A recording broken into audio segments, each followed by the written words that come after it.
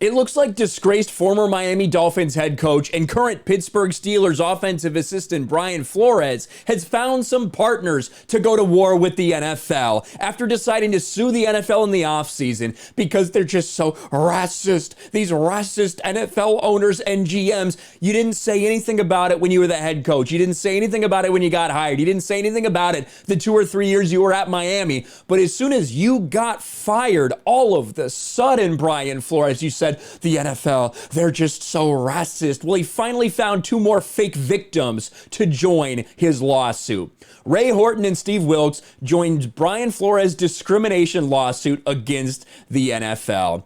Former Arizona Cardinals head coach Steve Wilks and longtime defensive assistant Ray Horton have joined Brian Flores as plaintiffs in the former Miami Dolphins coach discrimination lawsuit against the NFL. And again, that's what this is. These people are playing victim. They are fake victims. I could not imagine looking my family in the eye after filing lawsuits like these to basically say, I would have done so many great things, but the only reason I failed is because they replaced me with a white man. They hated me because I was black. Yeah, sure, they hired me even though I was black, and they gave me this chance even though I was black, but they only fired me because I was black. That's the only logical conclusion. This is such pathetic behavior.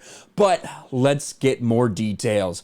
In an amended complaint filed Thursday and obtained by USA Today Sports, Horton alleges the Tennessee Titans interviewed him for their head coaching vacancy in 2016, despite having already promised the job to interim head coach Mike Mularkey. Wilks, meanwhile, claims he was unfairly and discriminatorily fired by the Cardinals in 2018 after just 1 season at the helm.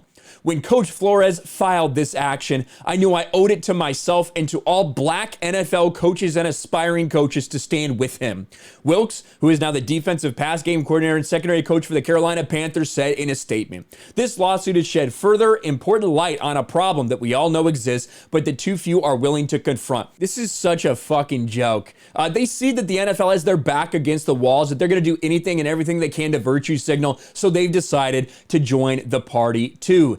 And in the case of Horton, right, in the case of Ray Horton, the longtime assistant who went in for an interview with the Tennessee Titans, even though they had an interim head coach already, the interview that he took was to satisfy the Rooney Rule, which, you know what, I think we should just do away with completely. Do away with the Rooney Rule. Do away with this new bullshit. They literally just are forcing NFL teams to hire an offensive assistant who's a minority now. You should do away with those things. But you know what? The black coaches, they don't want that because that's a way that they get guaranteed an interview. And then they complain when they get an interview specifically because they're black, even though the rule is there to help these black coaches get interviews. It's weird how that works, isn't it? But I want to focus on Wilks. I want to focus on Wilks, Steve Wilks, the former head coach of the Arizona Cardinals.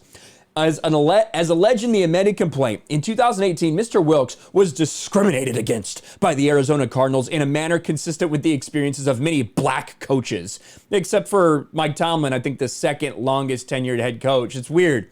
It's weird that Mike Tomlin hasn't had that experience, even though he's black, even though the NFL is so racist. Mr. Wilks was hired as a bridge coach and not given any meaningful chance to succeed. He was unfairly and discriminatory fired after just 1 season. His white GM, who made poor personnel decisions and was convicted for DUI during offseason, was given a contract extension. Mr. Wilks was replaced by a white coach, Cliff Kingsbury, who had no prior NFL coaching experience, and he was coming off multiple losing seasons as head coach at Texas Tech. Mr. Kingsbury, armed with quarterback Kyler Murray, has been given a much longer leash, and to his credit has succeeded. That said, Mr. Wilks, given the same opportunity afforded to Mr. Kingsbury, surely would have succeeded as well. The allegations pertaining specifically to Mr. Wilks are here.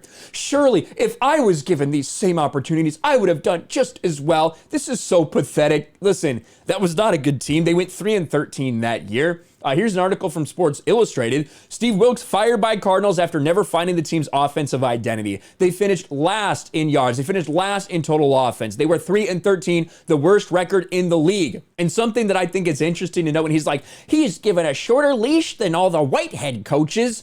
For the first time since Chip Kelly was axed by San Francisco after the 2016 season, an NFL team has fired a head coach after just one season. That's funny because this is in 2018. So 2 years prior, the last time it happened after one season was a white man. Chip Kelly got fired. It certainly seems like you're being treated just like your peers, Steve Wilks. This is pathetic. These guys are they're professional victims now. That's what they're trying to do. That's what they're deciding to do.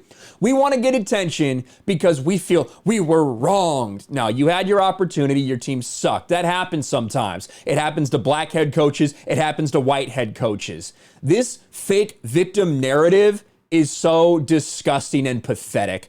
Let me know what you think about the new coaches that are joining Brian Flores against the NFL in the comments below. Smash a like button, subscribe to the channel, ring the bell for notifications, share this video out there, and I'll talk to you later.